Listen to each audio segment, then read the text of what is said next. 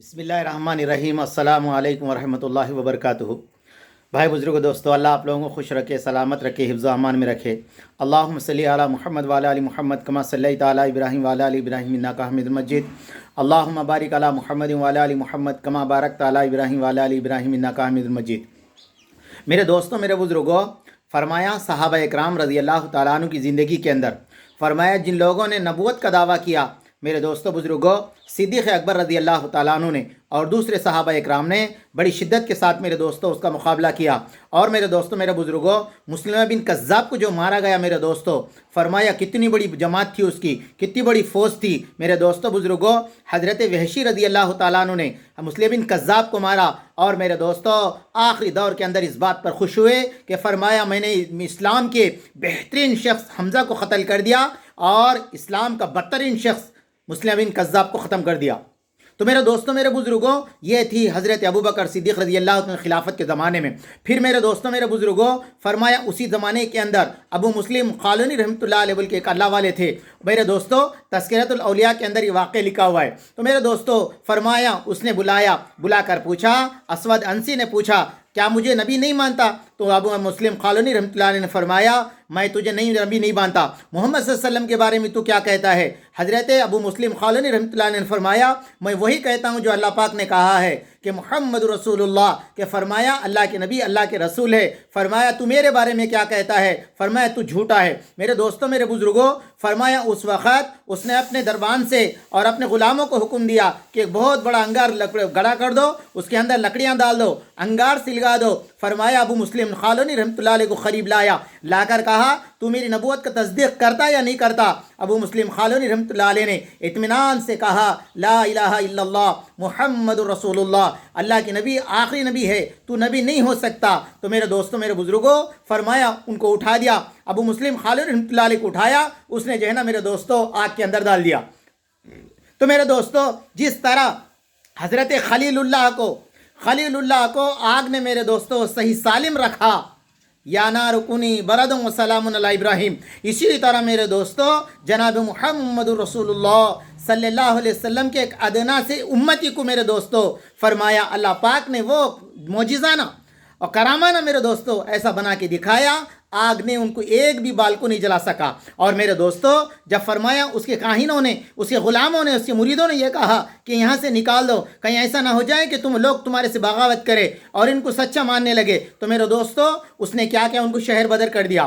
ابو مسلم خالونی رحمۃ اللہ علیہ وہاں سے ہوتے ہوئے میرے دوستو فرمایا مدینہ منورہ تشریف لائے، فرمایا ایک ستون کے بازو نماز پڑھنے لگے تو حضرت عمر فاروق رضی اللہ تعالیٰ عنہ فجر کی نماز کے وقت دیکھے کہ ایک اجنبی مسافر ہے جو نماز پڑھ رہا ہے، انتظار کرے، نماز پڑھنے کے بعد ان کے قریب آئے، آ کے کہنے لگے تم کہاں کے رہنے والے ہو؟